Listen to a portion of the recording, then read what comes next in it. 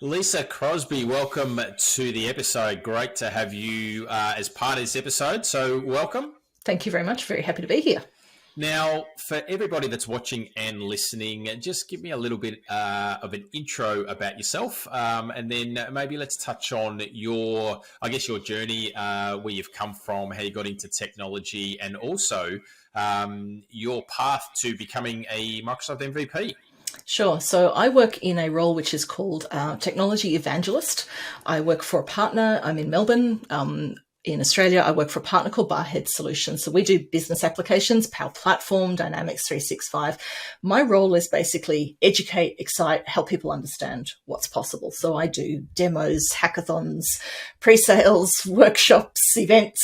It's a mixed bag of anything that it helps people understand what's possible and gets me in front of customers, helping them put the pieces together. Now, I must say, I have seen quite a number of your videos via YouTube and things like that, and you do have an ability to be able to make some, I guess, not so interesting topics very interesting via those videos. So, I think interesting is in the eye of the beholder, but thank you. Very good. Now, MVP, you are a Microsoft MVP as well. How did all that come about? Yeah. Bit by accident in the best possible way. I was just going about doing the things I love. So for me, I'm attracted to this job for the same reason as the things that got me into the MVP. I was like, oh, I want to speak at an event and I want to write a blog and I want to do a video. The YouTube thing is more recent. But for me, that communication, I actually came across, I got very involved in social media and chatting to people and meeting people in the broader Power Platform community online, and then just started connecting with them and seeing what they were doing and finding things that I wanted to do as well. That whole community thing has so much reward in it. Like whatever you do, you sort of think, oh, I'm spending my Saturday making a video or whatever.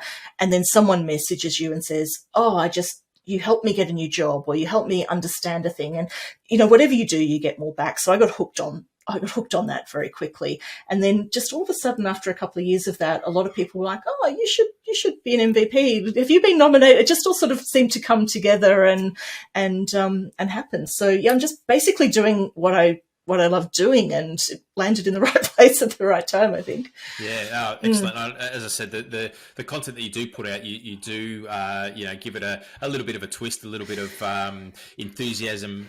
So I know I've heard from others as well how much they value the content that you're putting out. So yes, feather in your cap, very very very good. Thanks. Now, in terms of the Power Platform, you're heavily involved in the Power Platform. Now, that for some people sounds pretty scary. What, in simple terms, what is the Power Platform? What's it made up of? It's essentially a low-code tool set. So low-code essentially means I'm not a developer, but I want to be able to build an application or something to automate, make me more efficient, a chatbot even. So it's a set of tools, and, I can go through them, but a set of tools that allow people who are not professional developers to develop stuff. And the other part of my background here and why I get so into this is that I've only been in tech for about 5 years. I actually worked in book publishing for a very long time, always had my finger in the pie of various things. I was the person who used to do unspeakable things with spreadsheets, Excel macros to solve every business problem. So the Power Platform is actually designed for people exactly like I used to be, who are, like to think in a tech way and tinker with things, solve problems with Excel, solve problems with Outlook. But now here's a proper set of tools that allow you to do that without having to break the world with Excel macros. Are you seeing a lot, I guess a lot more traditionally, organizations, even end users have typically gone to an IT company or a consultant or those type of people to get some of these things done. Are you seeing a really big, with the training that you're doing and the content that you're putting out, are you seeing a lot more people getting involved or having end-to-end solutions put together without having the need for any other intervention? I think one grows the other. So Microsoft talk a lot about this idea of fusion teams where low code doesn't replace everything you're ever going to want to do. You still need that mix of people who are professionals at this. The low code end of the spectrum is designed to allow more people to participate in that, where there just aren't enough professional developers. If I'm an end user and I want the button to be blue instead of red, you don't need a whole professional cycle to do those kinds of things. Or if I want to set up something that notifies me or automates my data entry, you know, I can do that. But if you want an end-to-end enterprise system, you know, the concept of fusion works across partner services as well. So I work for a partner. We are not seeing any slowing down. Like the demand for services in that space is huge. And I think what happens is there's this grassroots of people who will get on board and discover it for themselves and do personal productivity things, which then leads to more people discovering it. And once you get into enterprise size use cases or complex things, you know, the skills of designing a system are still valid, whether you're dragging and dropping in the end or writing code. The design and analysis and kind of architecture of those things is still valid. So I think they coexist beautifully and each grows the other. You know, an organization works with a partner like us to deploy a big thing and all the users can participate in their own stuff, or more commonly, it's grassroots. The users like I used to be, discover it, do stuff. Their IT department goes, hey, hang on, what's this thing? Oh, look what else we can do with this. Now we need help with that. So it's a big happy pie of opportunity for everybody. Yeah. Yeah. And a lot of your content and a lot of the stuff that you put out is, I guess, targeted a lot around the end user as well, and helping them being more productive. And like you, I like to educate end users and what, if we call them information workers, let's say, on how to use the tools that are there at their disposal, out of the box, without too much customization, and just get them to make the best use out of those, and make their lives a hell of a lot easier and become more productive. So, you know, things like SharePoint and Microsoft Teams, and also in that conversation now is Power Automate or Flow. So how are you seeing users? I guess this again goes to this concept of workflows, and workflows and automation does for an information worker sound like something that they're going to need to go to an IT department for or get something developed. But for me, what I'm seeing is a lot of people now, and just everyday people, are using Power Automate to automate simple tasks and schedule meetings, or, you know, post an item as a Teams chat and that type of thing. Are you seeing a lot more of those type of use cases as well? Oh, yeah, for sure. And I think the most common thing is people starting off with notifications. Like, honestly, that's if you want to get started with this and you're an end user, that notifications use case is the simplest and the most common. There are heaps of templates in there too. So within, you know, Power Automate is coming into Teams to make it even more accessible. And again, those are like productivity use cases. Notify me when this happens, update that when that happens. Just those really, like, they're not complex automations, because automation can be, you know, massively complex, but it enables those really simple things. For instance, you know, I set myself up one. We've got a check-in app when we were back in the office briefly for, you know, check in, book a desk. And do you think I would remember to do that? The app now has its own built-in notification, but before that happened, it took me like 30 seconds to go in and say, at 9 a.m. every day, send me an email saying, have you checked in? Or send me a Teams message saying, have you checked in? So those kinds of things that are reminders, notifications are really low barrier to entry, useful ways that people can get started. Yeah, and you mentioned the out of the box templates.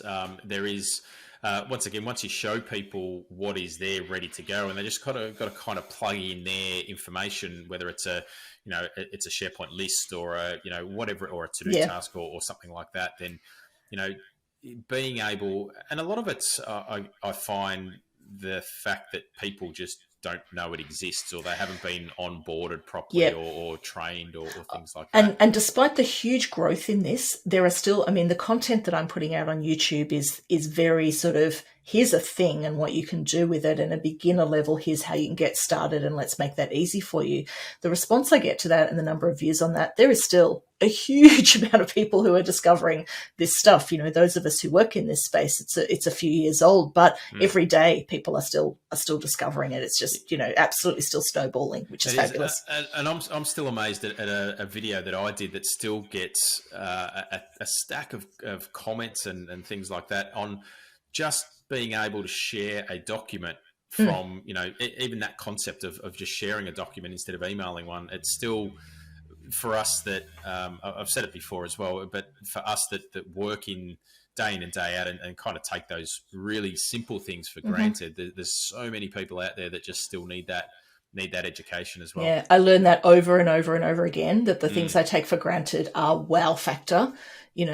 Something as basic as using within Dynamics 365 in the CRM space, that how Outlook works with that natively, that is not a brand new feature, but I tell you what, every time I show it to someone, they're like, that's amazing. Yeah. So, it's like you can't take for granted that stuff that we deal with it every day, but this is important and new for so many people getting started with it. Yeah, and you mentioned Dynamics 365 there, so you're doing quite a bit of work in that space as well.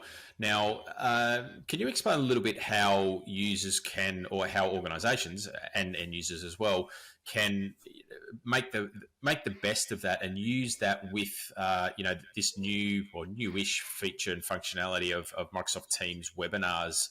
A very important thing is if you're doing a webinar, then being able to follow up with the people that have registered or attended or things like that. So how does that all connect together and work? Yeah, so there's a part. So Dynamics 365 basically covers that range of front end and back office business applications. So this is CRM, ERP type stuff.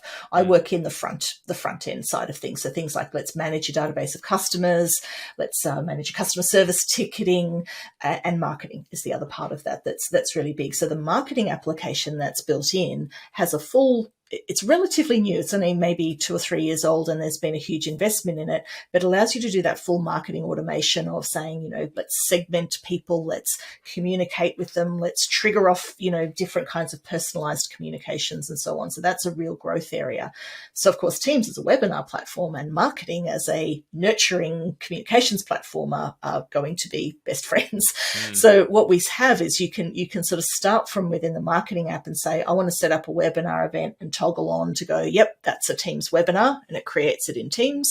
Or you can start in Teams and say, give me a webinar, and when I'm done, there's a follow-up with participants button that pushes all of your registration information, who attended, who cancelled, who, all of those things into marketing with pre-made journeys ready to go. Right. People who attended, people who registered and didn't attend, people who cancelled. Here's an email template. You go in and add your own words and pictures to the email template, send the thing live, but it pushes all those contacts into Dynamics, creates those segments and things for you. So, for organizations that are already using the marketing application, it's another piece that gets, blended in beautifully. But there's a nice entry point now for Teams webinars. Oh, and we don't have a marketing solution for following up. Go ahead and click that button, and it's a heap of stuff. It's amazing. It takes like 2 minutes. It sort of goes, creating your event, creating all your contacts, creating all your segments, all your journeys, email templates, and then it lands there and you go, hello, it's done the work for me. So it's a pretty nice entry point into that whole area. Yeah. And what about the, Microsoft Teams? Obviously there's been a humongous growth in the usage of Teams. I still am finding that people and organisations are still sort of using it fairly simplistically still, just with chat or online meetings and that type of thing. What about in terms of the work that you're doing? Are you seeing, if we're talking Power Apps or we're talking Power Automate or even Dynamics for that matter, is Teams becoming, with those three in particular, coming like a central point as a window to everything? Yeah, so there's two big things happening there. One of them is current state, and one of them is very soon to be future state. So the Power Platform. Don't get yourself into trouble. Oh no, one is publicly announced. It's all right. It's a public preview, so I'm good to go.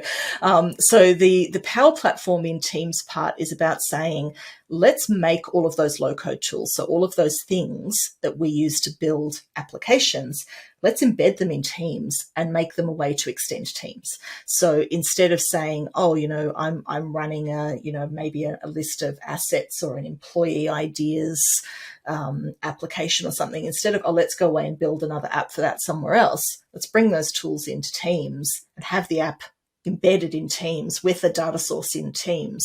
So the experience for the user could be that they're just clicking on another tab in the channel and going, oh yeah, there's employee ideas, I'm going to submit something. And it's a Power App, but it's blended and styled to look so much like Teams that it's essentially an extension of the Teams experience. So that idea of Teams as a platform, that's an amazing space. Or to trigger a workflow within Teams, bring all your notifications in there. So all of that stuff is built in, ready to go. The other exciting thing there is chatbots in Teams. So there's a Power Virtual Agents is one of the pieces in the platform. And so for internal chatbot scenarios, so again, thinking differently, right? Instead of just a chatbot sits on a website for customer service for a retail store, what if a chatbot sits in Teams to answer questions about leave policies and HR policies and things like that? So that's coming up quite a lot, and that's available to be embedded there. So you've got that like 24/7 virtual agent as an internal bot in Teams, and you interact with it in the chat in the same way that you would interact with someone else. But instead of having an HR person having to answer all of those things, they're getting on with proper policy development and HR things that require people skills, and not just answering the same basic questions that can be self-served by a bot. So that's an exciting space too. Yeah, with those chatbots, is it something that needs to be maintained quite a lot? So in terms of the questions that people are asking and then the responses and that type of thing, is that something that requires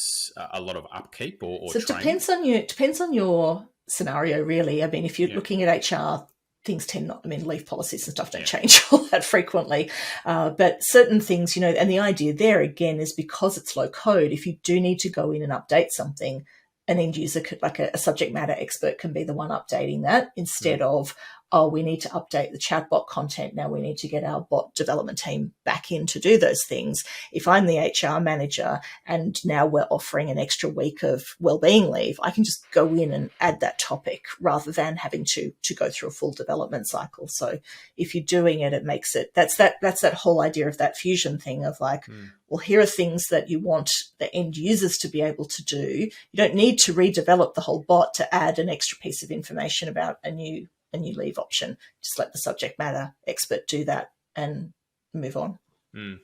Now, just changing tack a little bit in terms of and focusing on Power Apps a little bit here. For in layman's terms, or for somebody that's not really heavily involved in Power Apps like myself, tell me what's the difference between a Canvas app and a model-driven app? So do you know what? That is like the most frequently asked question. I did a video on this last week. I just put a video out there on that because it's one of the common things. So I'll give you the answer now, but yeah, you can go watch that as well. So essentially, those two things, one of them, a Canvas app is called a Canvas app because it's a blank canvas. So the idea here is that we are building, for both types of things, we're building business applications. So things that are used by your organization or by the partners of your organization. This is not, I'm going to make an app and put it on the Apple App Store and make my fortune. It's not that. So Canvas app starts with a blank canvas and I choose my data source. Do I want to connect it to SharePoint? Do I want to connect it to Excel? Not necessarily a good idea, but you can. Do I want to connect it to Dataverse if I'm using that? Do I want to connect it to a third-party system, ServiceNow or, in Salesforce? Like you can connect it to third-party type systems. So I'm choosing my data source or multiple data sources. And then I have a blank canvas. Every single pixel on that screen, I can drag and drop right down to that last pixel, resize, color, everything. So I'm designing a user experience on a blank canvas connecting to a data source. So you're using a Canvas app. Essentially, if you're coming to say, I need to build an app, I've already got a data source that I'm happy with, and I need to build an app on top of that, connected to that for a better user experience or a better task or role-based, a specific task or role-based experience or a mobile experience. So that's your Canvas app. That's the one that gets all the love. Like that's the hero. If people talk Power Apps, that's what they're talking about most of the time. That's the one probably, that, probably like SharePoint lists. Power Apps on SharePoint is like the most common thing, but it's not the only thing, but it's the thing that probably happened first. And a lot of the SharePoint experts got into Canvas apps early. So that was sort of the first and probably still the most prominent thing. I never liked the way this might have improved. As I said, I haven't built one for quite some time, but the embedding a Power App inside of a SharePoint page just didn't seem to work. It's not the biggest use case of it. Like, I'm not a SharePoint expert, but what I see more often is people building an app connected to it. So they're using SharePoint list as the data source and the app as a separate piece. So yeah, you can add the Power App in there, but I don't see that come up anywhere near as much as the other way around. And then people, sorry, I'm interrupting here, but no. The people, we're changing topic a little bit, but the people accessing that Power App, the ways in which people access that Power App, so in the browser or via Teams or via the mobile app, do you see more the access point via Teams or access point or people using it via the browser interface? Yeah, by mobile is the most common one. So people mostly build it out because you start off, and the experience when it first started was very mobile. So the first thing you do when you create a Canvas app, old school has changed a bit now, is to say, do I want to create a phone or tablet format, right? So it lends itself to mobile thinking. And generally speaking, people are building an app that they think of and they use on their phone as an app. So yeah, you can use it in a web browser. Now embedding it in Teams, but that came a bit later to the party. So I still think that creating it as an app that you use on a phone is the most common scenario. Yeah. Okay. Yeah. Now, data sources. You did touch on one that probably, it might be becoming more common now, I guess, but Dataverse. So again, traditionally, when Power Apps first came out, SharePoint lists, let's create a mobile experience for SharePoint lists and put a good front end. So this is where model-driven apps come in. That idea of saying, all right, so I'm coming to the app building experience because I have a data source, I'm happy with it, I want to put an app on top of that. The other reason is I'm coming to the app building experience because I've got data everywhere. And I need to sort that out. I need to organize it. I need it in a safe, secure, scalable place with a good user interface on top of it. That's your model-driven app use case. So model-driven app is database thinking. That is starting with a model for your data. So canvas, blank canvas, data, model-driven app, data model. What types of data do I have? How do they relate to each other? What forms and views do I want to put over that? That's the basic thing. So this is where people 20 years ago would have started with an Access database. It's where people still start sometimes with SharePoint lists for things that become not scalable on SharePoint. Like SharePoint, if you're doing something with you're a SharePoint expert, a few thousand records, that's fine. But people will come and go, this is great. Now I'm adding 20,000 new records a day to my SharePoint list and it's not performing.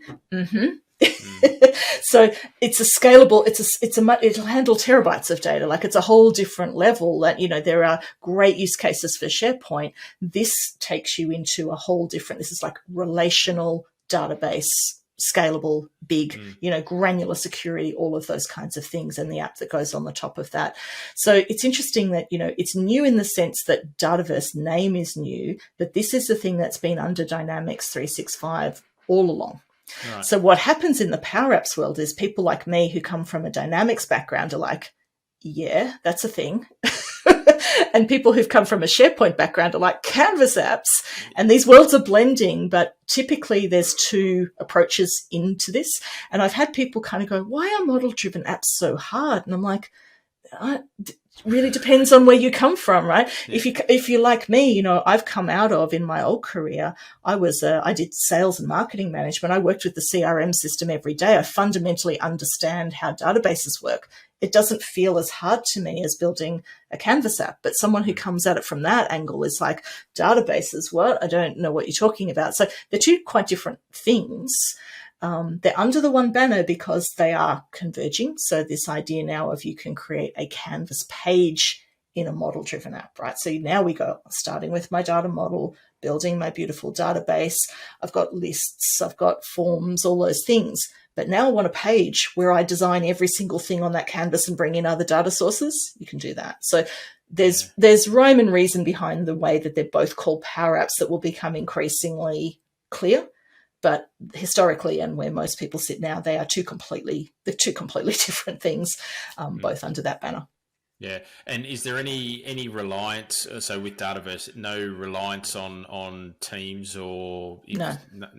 No, yeah. But this is the thing I was about to say before with the near future state, is that idea of dynamics and teams becoming best friends, which hence is Dataverse and teams. So that idea of being able to say, let's use that data in Teams. Let's bring the chat capability from Teams into Dynamics. Yeah. So that world of Dynamics and Teams, and therefore Dataverse and Teams becomes sort of the next thing in bringing the best of the platform together. Now, I'll ask this question. You obviously work inside this Power Platform, so there's a few different applications there. Now, have you got a favourite? So of all of those things right now, do you know what? I do love a bit of Power Virtual Agents, the whole chatbot with no code thing. But really, I think I'm landing now on model-driven apps as my favourite, partly because the work that's gone into that in the last 6 months or so to add new things and to make it a better experience has been awesome. And I'm feeling like there's growth in interest in that area. There's going to be more, there's going to be more interest in that area, I think.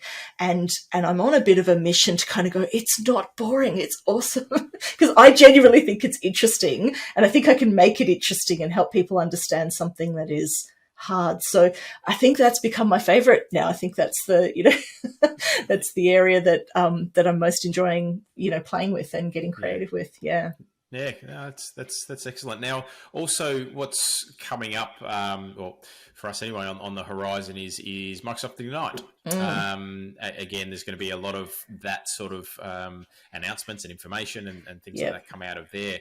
Is there anything that is, I guess, taking your fancy at Ignite? And I guess beyond that, what's exciting you about coming out, or what's coming out in your space now? Yeah. So I think that thing I was just talking about is the thing I've been talking about most of the year, and I'm excited because I think like we're in that stage of public preview and seeing the point at which that starts to become real for customers in the hopefully not too distant future is something I'm genuinely excited about, that dynamics and teams bit. You can even see, look, I'm so excited. I've got my light box. So that's been my number one for a long time. And I think there's so much more happening there. In terms of Ignite, I'm a very keen watcher of the sort of the keynotes. So within the Power Platform space, always watch Charles Lamanna's keynote. Like that's, if you're going to pick one thing without any knowledge of anything that's going on, he's the one that's always got the substance of announcements with demos. Yeah. Like there's, and positioning of the future state of the thing. So that's always high value.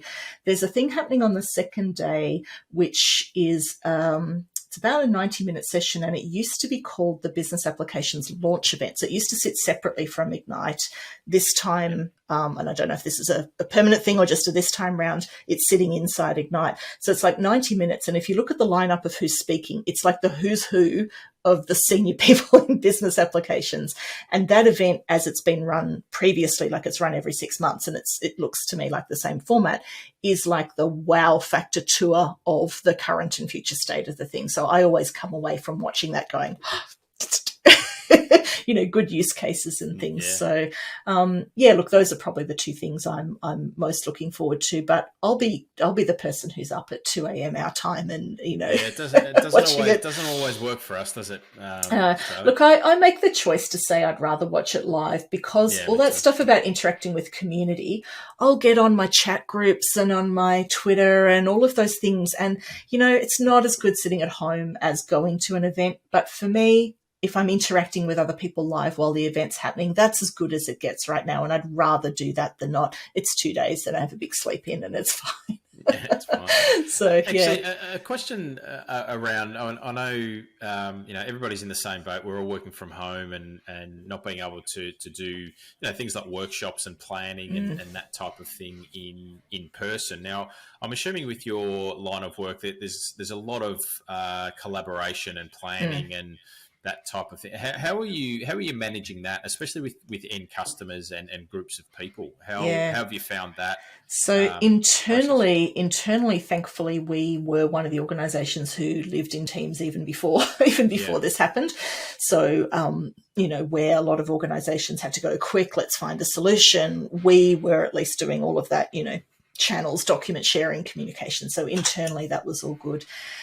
Externally, with events, we pivoted. Like, we run this full day lab based training. We pivoted that from in person to virtual.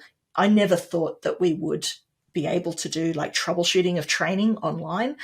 You just figure it out and get good at it, right? Getting people to share their screens. I've done some completely like troubleshooting for people without they can't figure out how to share their screen. All right, top left of the screen, the purple icon next to the so those skills come in, and a lot of skills in just getting people to put their encouraging people to put their cameras on and talk. I do a lot of stuff that's face to face, and I've got much better at being able to talk down the camera, encourage people to join. So it works. We're still doing all the things. Do